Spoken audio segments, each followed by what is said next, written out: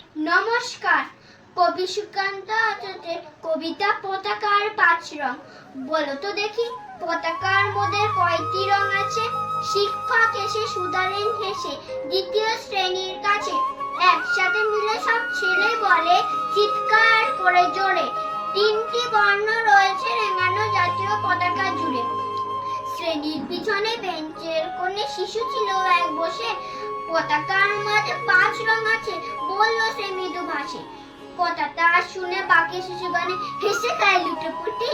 শিক্ষক রেগে বলেন একে বোঝাও কি করে 5টি?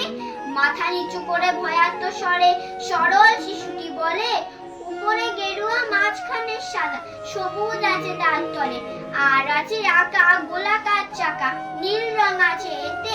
শিক্ষক বলে এটিকে ধরলে তবুও হচ্ছে 4টে।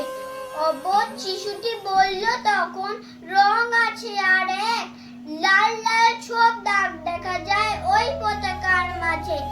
বাবাকে যখন আনলে ওরা কফিনের ঢাকা খুলে, জড়ানো রয়েছে দেহখানা তার পতাকা আর ফুলে। রক্তের দাগে ছিল লাল চোখ ওই পতাকার মাঝে। এই নিয়ে মোট হলো 5টি, এবার তো ঠিক আছে?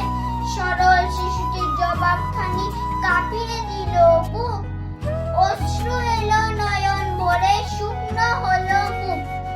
আজও যারা দেশের জন্য করছে বলিদান, স্বাধীনতা শহীদ সম তাদের অমর প্রাণ। হয়েছে স্বাধীন, পেরিয়ে গেছে 70টি বছর, দেশ বাঁচাতে যাচ্ছে যে প্রাণ, রাখছি কি তার খবর?